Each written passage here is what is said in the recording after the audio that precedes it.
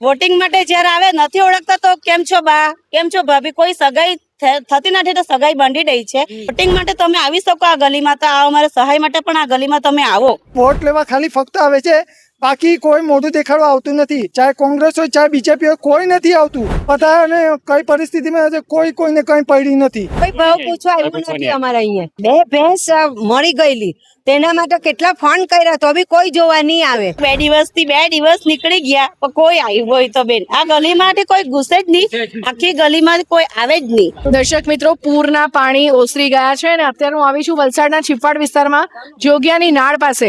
અને આ જે પરિસ્થિતિ આપ જોઈ શકો છો કે અહીંયાના જે રહેવાસીઓ છે, છીપવાડ વિસ્તારની મુલાકાતે આવી હતી. અહીંયાના દ્રશ્યો જોઈને કદાચ આપણને પણ કંપારી છૂટી છે એ રીતના દ્રશ્યો છે. અને ખૂબ જ કહેવાય કે ભયંકર અહીંયા દુર્ગંધ પણ આવે છે. અને જોગિયાની નાળ વિસ્તારમાં જે પાછળ બધા ઘરો છે, તો આ બધા સ્થાનિક રહીશો છે, એમની સાથે વાત કરીશું. માસી, શું કહેશો, કેટલું પાણી હતું કાલે? અમારા છાપરા પરથી ગયું પાણી.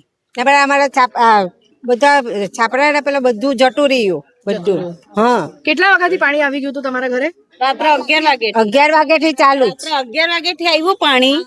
ત્યારની આ જ પરિસ્થિતિ છે. રાત્રે 11 વાગે એટલે પરમ દિવસે રાત્રે 11 વાગ્યાનું, એટલે ત્યારનું અત્યારે પરિસ્થિતિ છે. હા, હવે આપણે જાણીએ કે પાણી વધારે આવે, પાણીના ફોર્સમાં કોઈથી નહીં અવાય. પાણી ઉતરે પછી પણ તમે આવો. નથી પાણી, કોઈ ભાવ પૂછવા આવ્યું નથી અમારે અહીંયા. જોવા બી નહીં આવે. 5 વર્ષમાં કોઈ 2 વાર આવે જ નહીં કોઈ. ને હર ટાઈમ કોઈ આવતો જ નથી. બે ભેંસ મરી ગયેલી, તેના માટે કેટલા ફોન કર્યા તો બી કોઈ જોવા નહીં આવે. પછી ભાવેશભાઈ આવ્યા ત્યારે ફોન કર્યો ત્યારે પછી લઈ ગયા. આ બધું અમે તો છાપરા પરથી બધું પાણી ગયું, બધું તોડફોડ થઈ ગયું, તે બધું હરખું કરીએ. ખાવા પીવાના એમ જ વરી કોણ લાવે? કોઈ નહીં, કોઈ આવ્યું નહીં. ખાવા પીવાના એમ જ નીચે ઉતરેલા. ત્યાં અમારે હેઠાણી નું ઘર છે ને, ત્યાં અમે હેઠાણી ત્યાં રહેલા જ છે. હું કામ કરું ત્યાં બરાબર. ત્રીજા મારે. શું કહેશો ભાઈ તમે? શું કહેશો ભાઈ? કઈ નહીં, અમારે તો શું કહેવાનું કે ખાલી અમારી જાણ લેવો. અમારી જે પરિસ્થિતિ છે એની જાણ લેવો ખાલી, કે અહીંયા બી અમે 20-25 જણા રહેતા છે. આજે અમારી પાસે કપડા નથી, ખાવાનું અનાજ નીકળી ગયું. તમે એટલું ધ્યાન આપો. અમારા એરિયાના જે ભાવેશભાઈ છે તે બિચારા આવે, અમે ફોન કરીએ તો આવીને જોઈ જાય, કરી જાય, એનાથી બનતી કોશિશ પૂરી કરે. એવા ઘણા ખરા છે. એની ઉપરના બી તમે બધે તમે નજર મારો તો અમારી જગ્યાએ પણ આવો. આ બધું તૂટી ગયું છે. અમારા રસ્તાનો અમે કરાવી આપો.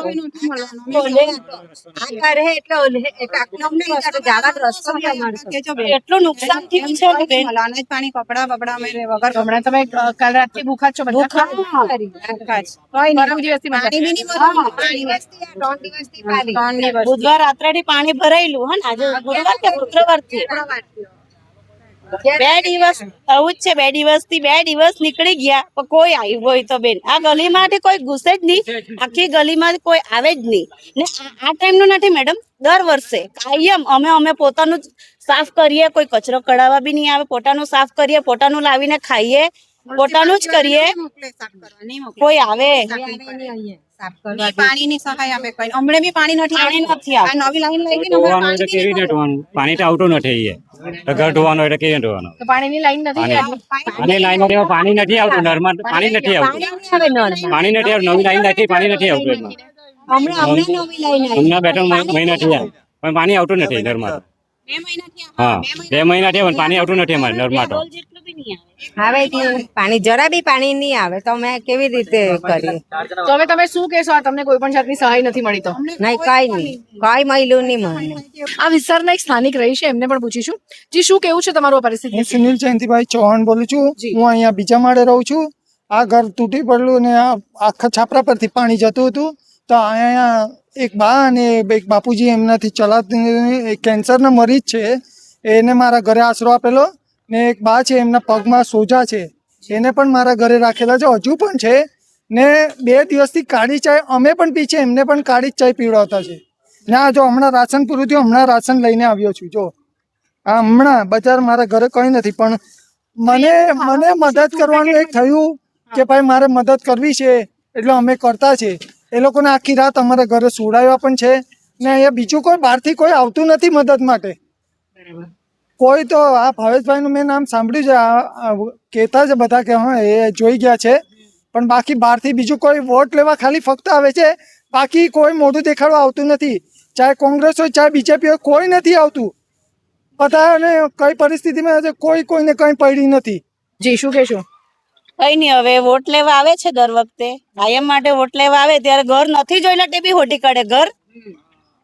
એટલે ખાવાના, હા, વોટિંગ માટે જ્યારે આવે નથી ઓળખતા તો કેમ છો બા, કેમ છો ભાભી, કોઈ સગાઈ થતી નથી તો સગાઈ બાંધી દે છે વોટ લેવા આવે ત્યારે. પણ આવી પરિસ્થિતિમાં અમને સાથ આપો. ખાવાના માટે બી અમે 2 દિવસથી એમને એમ છે. અત્યારે આ સેવા મિત્ર મંડળ વાળાને ફોન કર્યો, એ લોકો આવતા છે એટલે અમને પહોંચાડી દે અત્યારે તો.